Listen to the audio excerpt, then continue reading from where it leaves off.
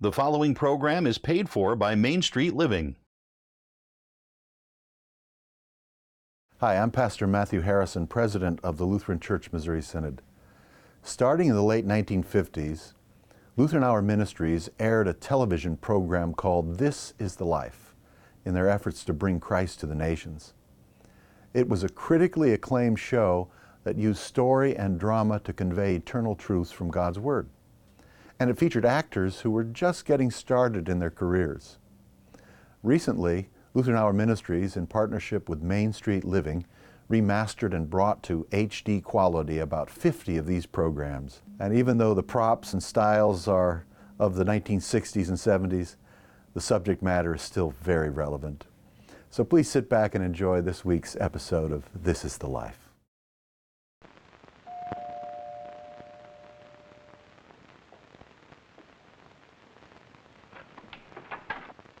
Mrs. Weaver? Mrs. Harry Weaver? Yes? I'm John Albrecht from Base. May I come in? Oh, yes. Please do, Major.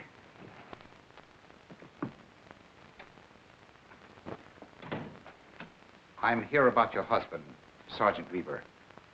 Is he? Please sit down, Mrs. Weaver. I'm afraid I have some bad news.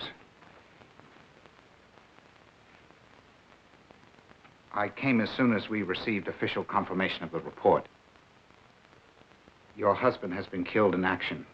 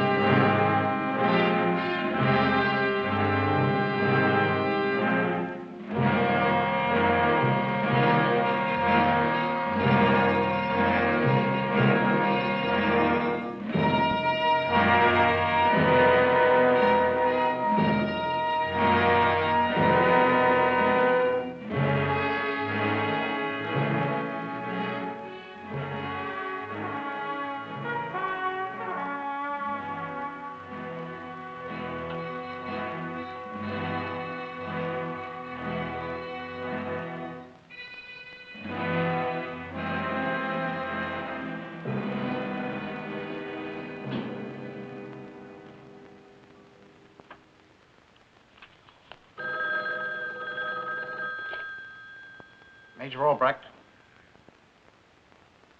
Yes, sir. I returned late yesterday afternoon from a visit with Sergeant Weaver's widow.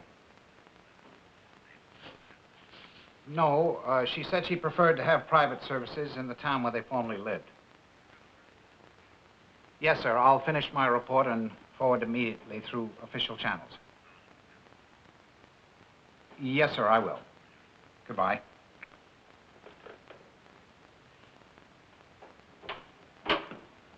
Hello, John. Hello, George. It's a good word. George, you know as well as I do there's no such thing as a good word in this lousy assignment of mine.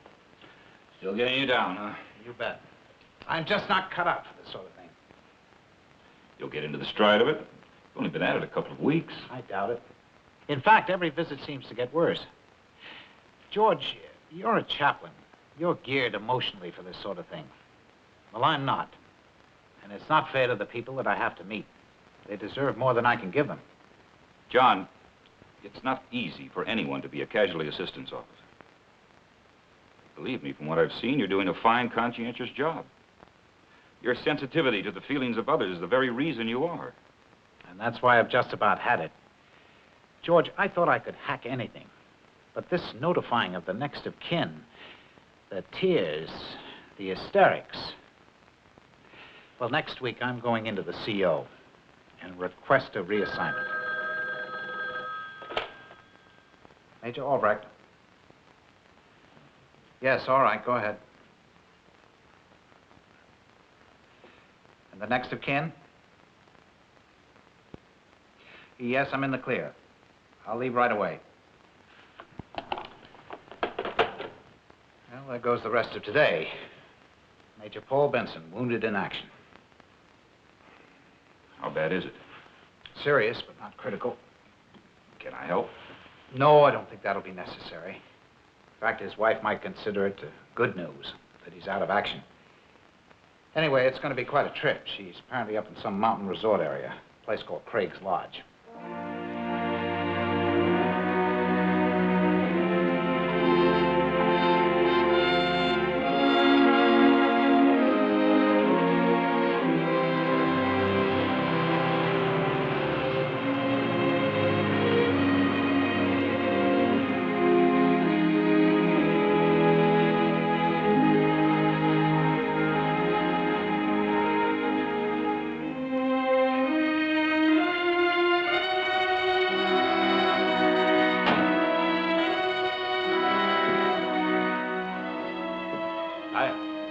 You the manager? I'm Cliff Craig. Owner, manager, carpenter, plumber, fish cleaner, you name it. Would you like a room, Major? No, I'm looking for Mrs. Paul Benson. I understand she's staying here. Oh, yeah. You a friend of Paul's? No. I don't mean to pry, but you see, I'm Mrs. Benson's father. I'm Major Albrecht. Glad to know you, sir. Betty's gone down to the village to do some shopping. She'll be back any minute. Make yourself at home. Thank you. Nice place you have here. Well, it's a living. Keeps a man jumping, though. Nothing's wrong, is it, Major? I'd just like to talk to your daughter. Well, like I say,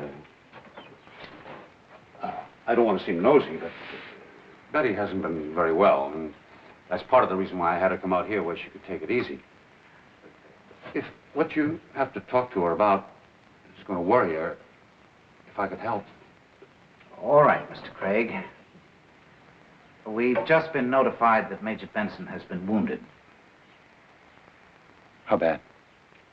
It's serious, but it's apparently not critical. Then he'll be okay? It would seem so. We'll have some more details for you later. I have to admit, Major, you gave me a bit of a jolt. But I guess maybe it could be worse. Maybe Paul could get to come home now? Could be.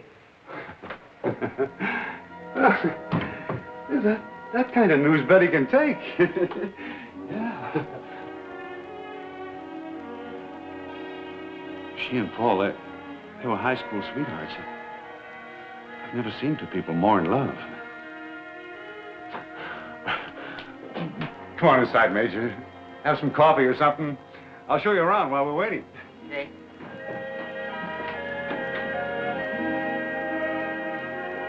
Yes, sir. That little beauty gave me the gall-darndest fight I've ever had. Almost broke my pole. But then when I finally... Excuse me. Craig's Lodge? Yeah, she's right here. To you, Major.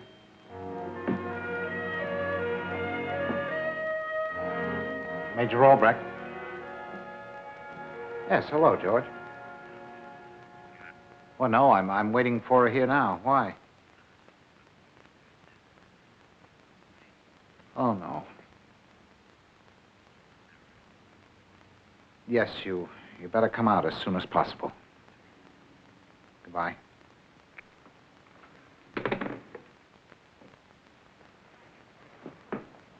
Mr. Craig, that was the base. Yeah? Another message came about Major Benson.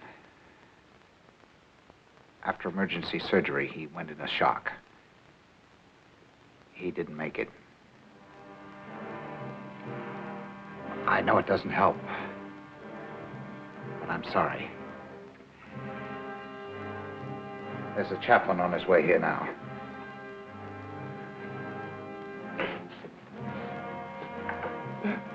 I can't believe it. Poor Betty.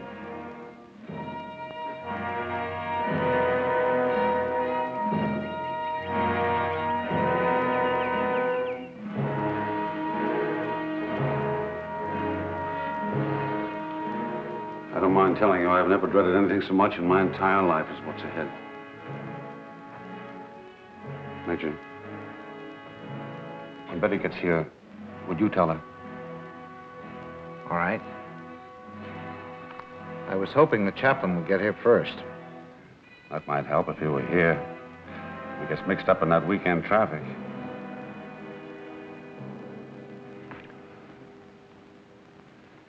Sure you won't have a drink with me?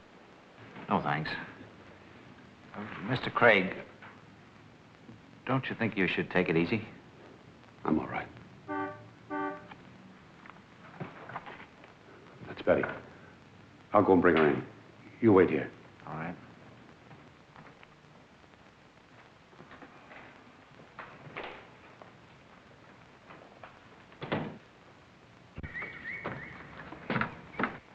Hi, honey. Hi. Well, your wandering daughter's home. I didn't dream it'd take so long, but I have never seen that village so crowded. But it was fun anyway. Oh, I met Mary Simpson. Oh. She sends her love. Dad, you look tired. I'm all right. Betty, Yes? there's somebody inside to see you. See me? Who? Why don't you come in and see? What's all the mystery? Come on, honey. Come on.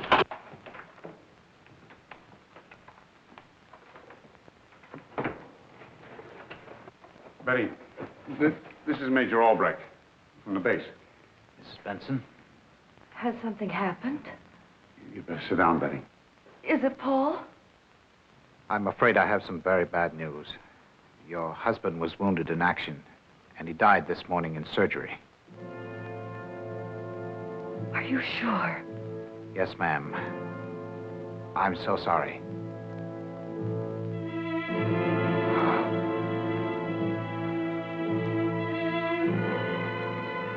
Major, call Dr. Thompson. His number's right there by the phone.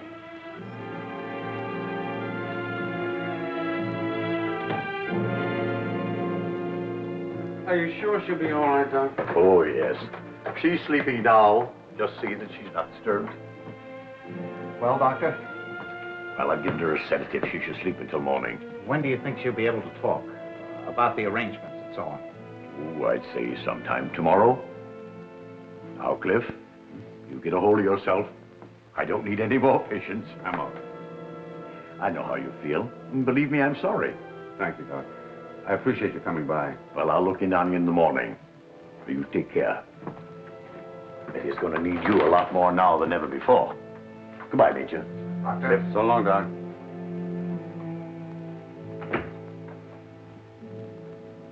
I wish your chaplain had gotten here. He might have been some comfort for Betty. Yes. You a religious man, Major? Not exactly. But I don't knock what the chaplain sells. I guess you and I see things pretty much the same. Of course, Betty goes to church and all that regularly. But it's one thing to sing hymns when everything's nice and easy, but when something like this hits you... A few years back when I lost my wife, there was nothing any preacher could say to me. Nothing. Nothing. I just stayed drunk for 3 weeks.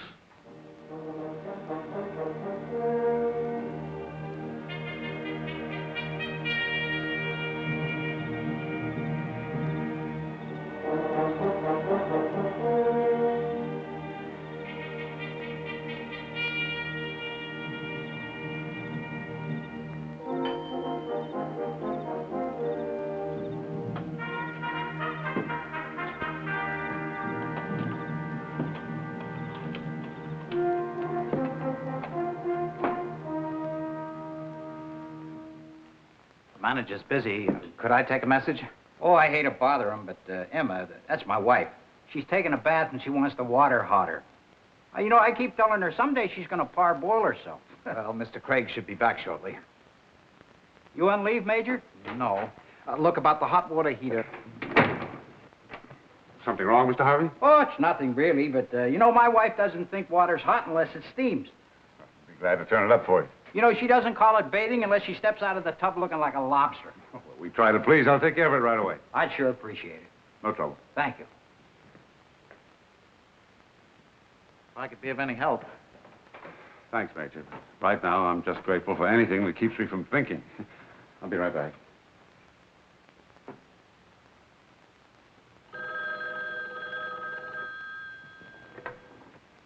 Craig's Lodge. Oh, Chaplain, where are you? Ah, I see. Well, we figured you might get hung up a bit in traffic. I'm sorry I couldn't reach you earlier. The doctor was here. He gave Mrs. Benson a sedative. He says he wants her to sleep all night. So I'm afraid you won't be able to talk to her till tomorrow morning. All right. Come on, as long as you've come this far. And meet her father. Okay, George. Goodbye.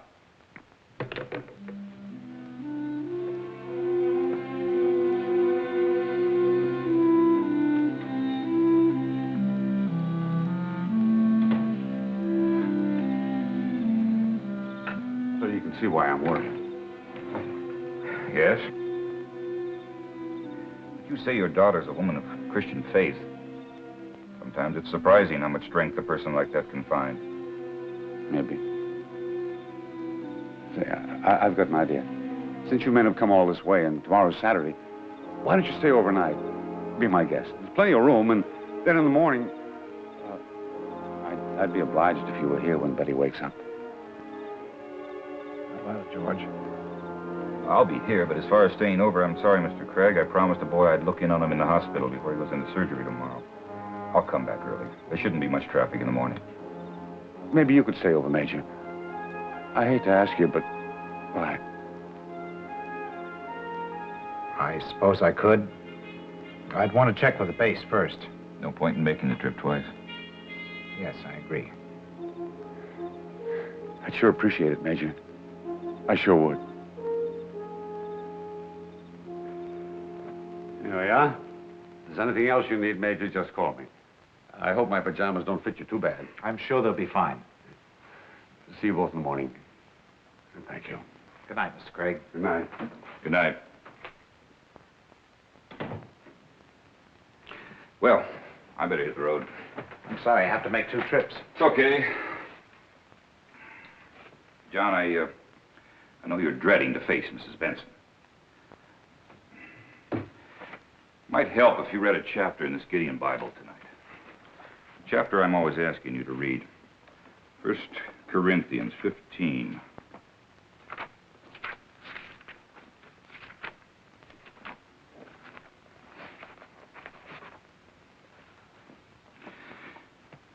It's one of the most wonderful chapters in the New Testament. It speaks of death and resurrection. You may not believe this, but I have read a good deal in the Bible over the years. The words are beautiful. But for me, that's all they are. Just words.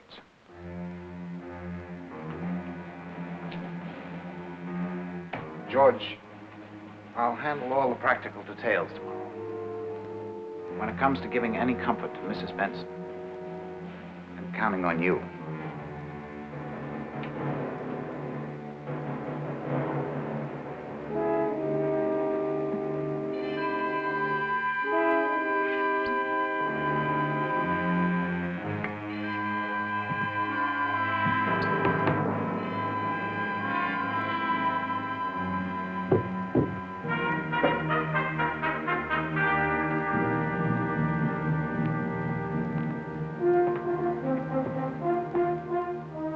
Morning. Morning. You always get up this early around here? Not as a rule. I couldn't sleep. How about you? No, I couldn't either. Couldn't seem to get Mrs. Benson off my mind. Have you checked on her at all? Well, I looked in on her before I turned in. I expect she's still sleeping after that sedative. Well, don't you think you should check on her again? Maybe I should. You're right. Oh, the coffee's almost ready. Help yourself. Thanks.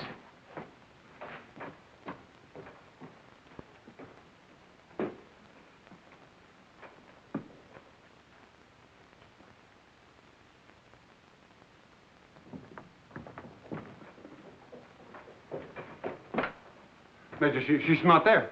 What? I just looked in her room and there's not a sign of her anywhere. Must be near dawn. I've got a hunch she probably woke up and took off for a walk. The way she's feeling, it's dark. Better go out and look for her. There's no point in both of us going.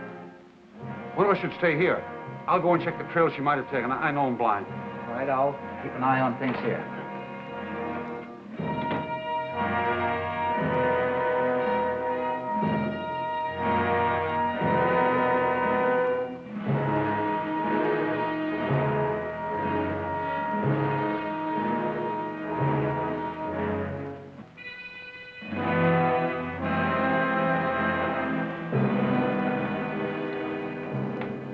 Morning. Oh, good morning, Major. Seen anything of Mr. Craig? Well, he was just here, but I'm afraid he'll be gone for a while. I gotta check out. Well, maybe I can help you with him. Oh, fine, fine. Where'd Craig take off to? Fishing? No, he's worried about his daughter. Something wrong with her? I guess I can tell you. It'll be released officially this morning. Betty, that's Mr. Craig's daughter. She's had some very bad news about her husband. You mean He's dead. Brother, here I was griping about hot water.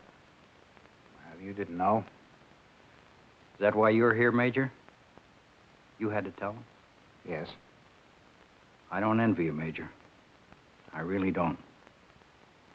You tell him I'm very sorry, will you? Of course. Good luck to you, Major. Thank you. Well, I better see about the bags.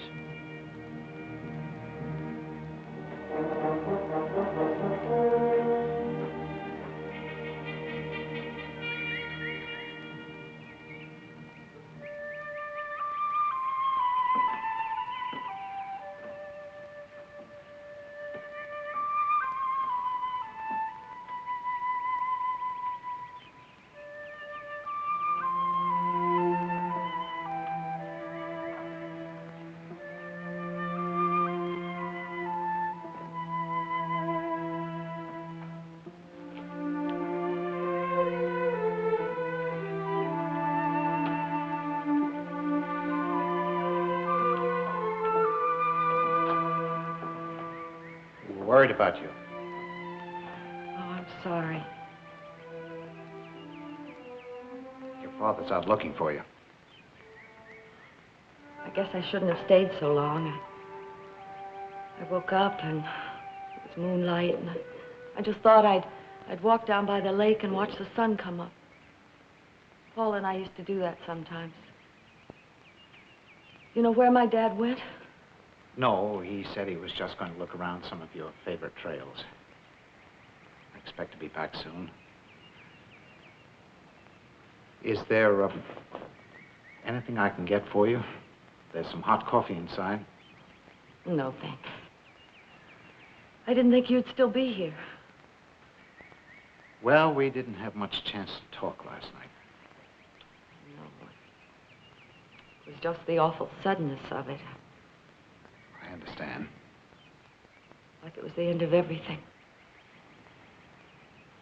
You've just got to give yourself some time. In the meanwhile, I'll help you with everything. The details. Everything. Paul was so wonderful. And we were so much in love. I guess this isn't very easy for you either, is it?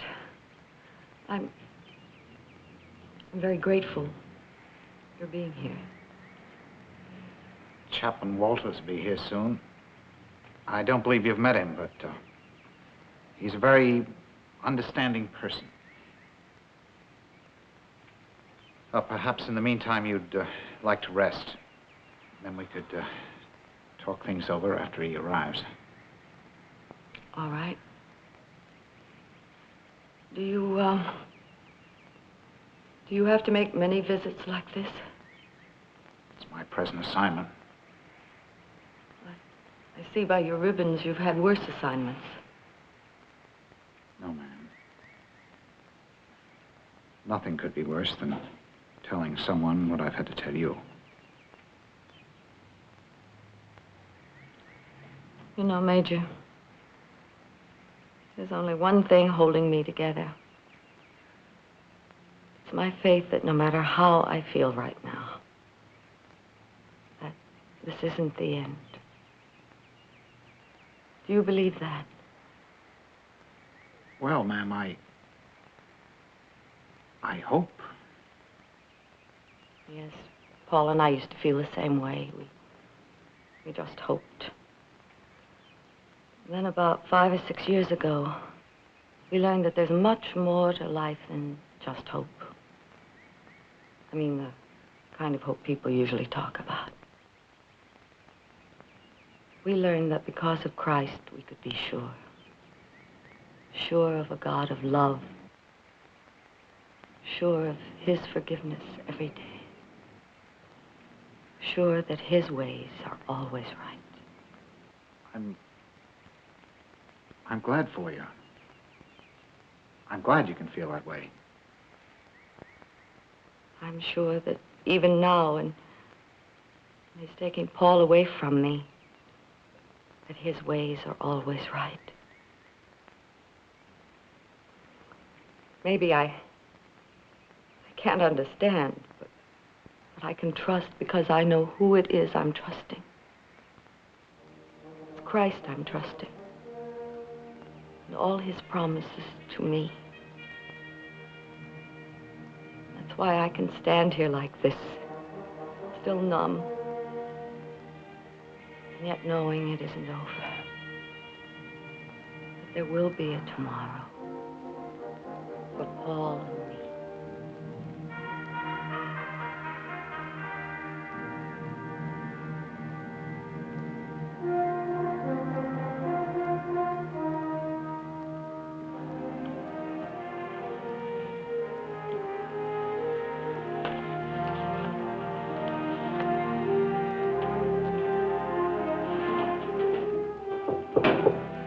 Come in. George. Hello, John. Thought I'd touch base with you while I was out making a few calls. Well, sit down. Oh, no, thanks. I've got to keep moving. Did you hear anything from the lodge yet? No, not a thing. I guess everything's all right. The CO is back. Are you going to ask for reassignment? Well, I'm still thinking about it. Well, give it a lot of thought before you make a decision. See you later.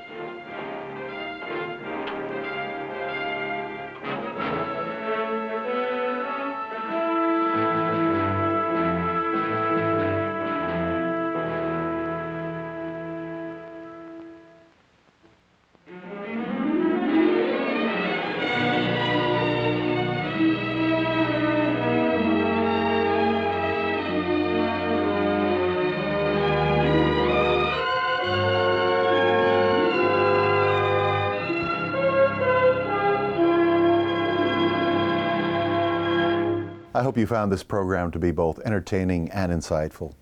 Even though the show was filmed decades ago, the concerns of those days seem to parallel many situations of today. We'll be back next week with another episode of This is the Life. In the meantime, I invite you to seek further wisdom from God's Word, the Bible, and I invite you to visit one of our congregations in your area.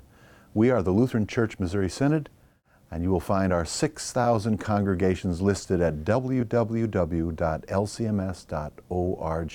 This program has been brought to you by Main Street Living, which relies on the generosity of viewers to support this programming. They appreciate your prayers and would also appreciate your financial support. You can view additional episodes of This is the Life on the Main Street Living website. Thanks for watching, and join us again next week, same time, same channel, for another episode of This is the Life. Send your comments and contributions to Main Street Living, 1400 South Duluth Avenue, Sioux Falls, South Dakota, 57105. This has been a production of Main Street Living Incorporated in conjunction with the South Dakota District of the Lutheran Church Missouri Synod and its member churches.